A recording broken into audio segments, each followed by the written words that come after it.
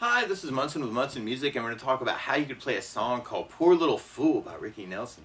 And it starts out with this cool little lead part, and if you wanted to kind of follow those notes, you could play 3rd fret on the high E string twice, 5th fret on the high E string, and then 3rd fret on the high E string. So you're kind of going G, G, A, G, and then we play an open E twice, 3rd fret on the high E, open E, and then we go to 1st fret on the B string twice, and then 3rd fret on the B, and then back to 1st fret on the B, and then 3rd fret on the B string, and then open E, and then back to 3rd fret on the B. So that might be kind of a cool part to kind of follow, is kind of that G, G, A, G, E, E, G, E, C, C, D, C, and then that D, D, E, D.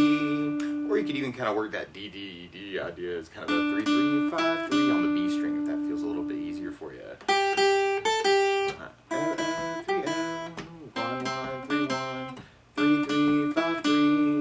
Idea. And the chords that would back that up would start on a C major chord. And when we play C major, first finger goes to the B string on the 1st fret, 2nd finger on the D string 2nd fret, and 3rd finger on the A string on the 3rd fret. And if you strum the A string to the high E string, it sounds a C major chord, and it sounds really, really happy. Now you may also want to kind of lift off the 1st finger while you're on C's, and that can be kind of cool to use a C major 7. Or you could even take the pinky and kind of add it in on the B string 3rd fret and make that a C major 9. Or another way to play C major 9 is to do 1st finger on the D 2nd, 2nd finger on the A string 3rd, 3rd finger on the B string 3rd, and the pinky on the high E 3rd. And if you kind of strum the A string to the high E string, that's another way you could kind of play C major 9. So that might be kind of cool for the C chords. And then from the C, we're going to be going to an A minor chord. Let me play A minor. First finger goes to the B on the 1st fret, 2nd finger on the D string 2nd fret, 3rd finger on the G string 2nd fret. And if you strum all those together, that sounds an A minor chord, and it sounds really, really sad. Now you may also want to think about lifting off the 3rd finger and making that an A minor 7. Or you can take the pinky and add it in on the high E for an A minor 7. Or you may want to think about something called A7 sus, where you do the 1st finger on the D 2nd, 2nd finger on the G string 2nd, 3rd finger on the B string 3rd, and the pinky on the high E string 3rd. You can kind of work that kind of for your C major 9 to the A minor change that way if you're digging on that sound. And then from the A minor, we'd be going to an F major chord. Normally you do this as a bar on 1st fret, 2nd finger on the G string 2nd fret, 3rd finger on the A string 3rd fret, and the pinky on the D string 3rd fret. And if you strum all those together, that sounds an F major chord, and it sounds really, really happy. Now you may also want to think about using something called F major 7, where you do the 1st finger on the B string 1st fret, 2nd finger on the G string 2nd fret, and 3rd finger on the D string on the 3rd fret. And if you strum the D string to the high E, it sounds an F major 7. And it can even be kind of cool to kind of take the 1st finger and lift that off, actually, kind of like we were doing with the C major 7. Or take the pinky and kind of add it on the B string and kind of add a 6 to that. So you have an F major, or you could kind of play around with an F major with a sharp 11, or F major 6. It's kind of a weird, interesting, cool sound around the F. And then from the F, we'd be going to the G major. And we play G major. 1st finger goes to the A on the 2nd fret, 2nd finger on the low E string 3rd fret, and 3rd finger on the high E string 3rd fret. And if you strum all those together, that sounds a G major chord, and it sounds really happy. Now you may also want to think about putting the 3rd finger on the B string 3rd, pinky on the high E string 3rd, kind of working your G major that way. And that's basically our chord progression through the song, is kind of that C, A minor, F, G. But a lot of times with a song like this, I like to add some strumming, kind of make it interesting. And you could work just downs, actually, kind of an A down idea through the progression. Would be kind of a cool way to do it. And I'm adding a little bit of right hand muting just to kind of make that a little bit kind of sneaky in a way.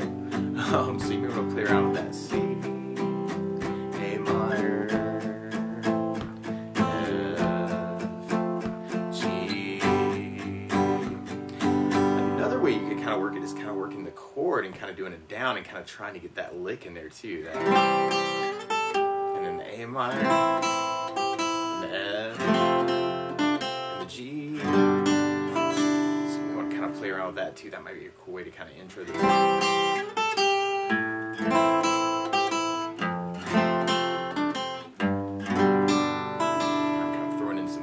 So I'm kind of doing a C with an A bass, and then kind of getting that lick in with the pinky is kind of that 3 on the high, and then the A minor with an A bass, and then the F. And if you're doing the F bar, you do the low E string for the bass, or if you're doing the F major 7, you do the D for the bass, and then for the G G, you'd have the low E for the bass. So it might be kind of a cool way to kind of intro it too.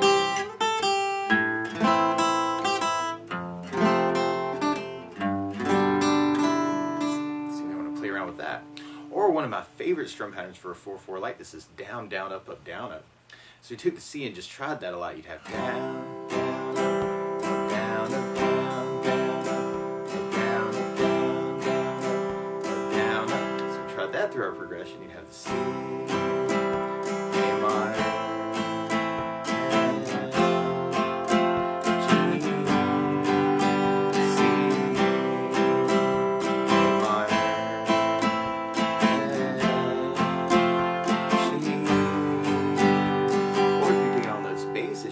basses in for the chords. You kind of have the C with an A bass, and then kind of keep the down, up, up, down, up. So you have the C with an A bass, A minor with an A bass, down, bass, down, down, up, G with low E bass.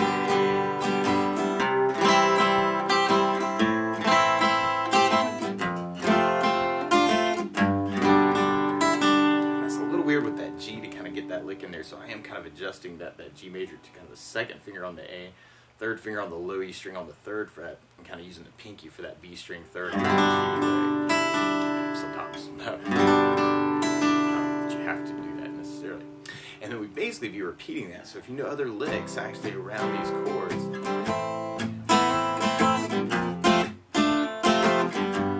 want to kind of play around with it a little bit too. And then we basically be repeating that verse chorus until we get to our outro. And the outro kind of starts that same way with kind of your C, and then the A minor, and the F, and then we go to G, and then we have a C, but then we go to an F, and then we go back to C, and at the very end there's this tag where you do a C, G, C, kind of downstroke idea. So that's C,